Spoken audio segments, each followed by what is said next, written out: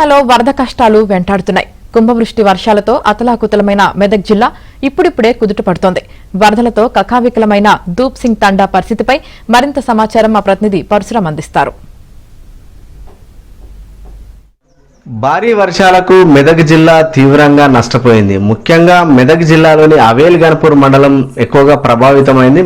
అవేలి గణపూర్ మండలంలోని దూప్ సింగ్ తాండా ఎక్కువగా నష్టపోయిందని చెప్పవచ్చు. దాదాపుగా ఈ గ్రామానికి 4 రోజులుగా కూడా బాహ్య ప్రపంచంతో సంబంధాలు తెగిపోయినటువంటి పరిస్థితి. కేవలం ఈ రోజు మాత్రమే, శనివారం మాత్రమే ఇక్కడికి రాకపోకలు ప్రారంభమయ్యాయి. ఎందుకంటే ఈ చుట్టూ మొత్తం కూడా వరద నీరు చుట్టుముట్టింది.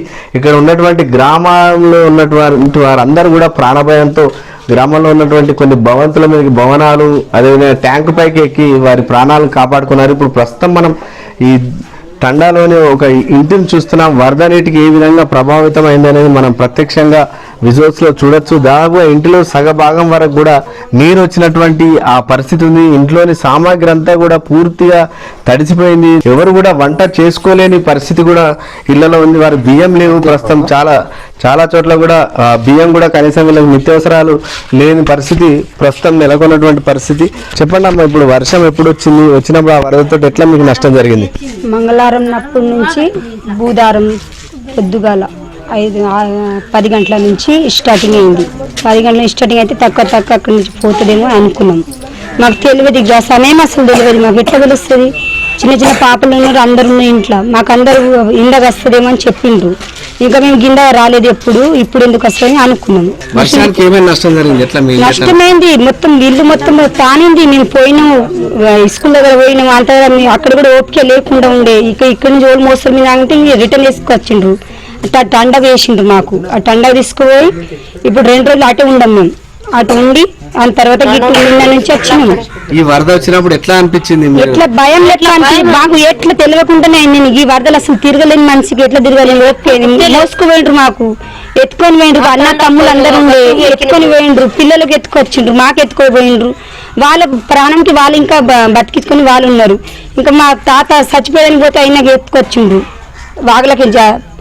అయితే తెప్పలు లెక్క వచ్చింది. ఇప్పుడు ఎట్లా పానం పోయిందంటే బాధ కూడా మాకు నడవడానికి కూడా శాతం లేకుండా అయినాం మేము 2 రోజుల ద్వారా.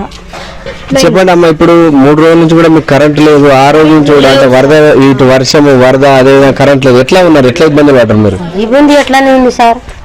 ఏమేమి పోయినా మీ సామాన్ కొట్టుకుపోయినా? బట్టలు సగం బట్టలు పోయింది. నూనె, కారం, ఉప్పు, అన్ని, ఉల్లిగడ్డ, ఇంకా ఏమంటారు బియ్యము, మక్కలు, జొన్న అన్ని పోయినాయి సార్. ఎట్లా తిన్నారు? ఎట్లున్నారు మరి? ఎట్లా తిన్నాము? ఆ టండాలకు మా మోగోలు ఎత్తుకుపోయారు.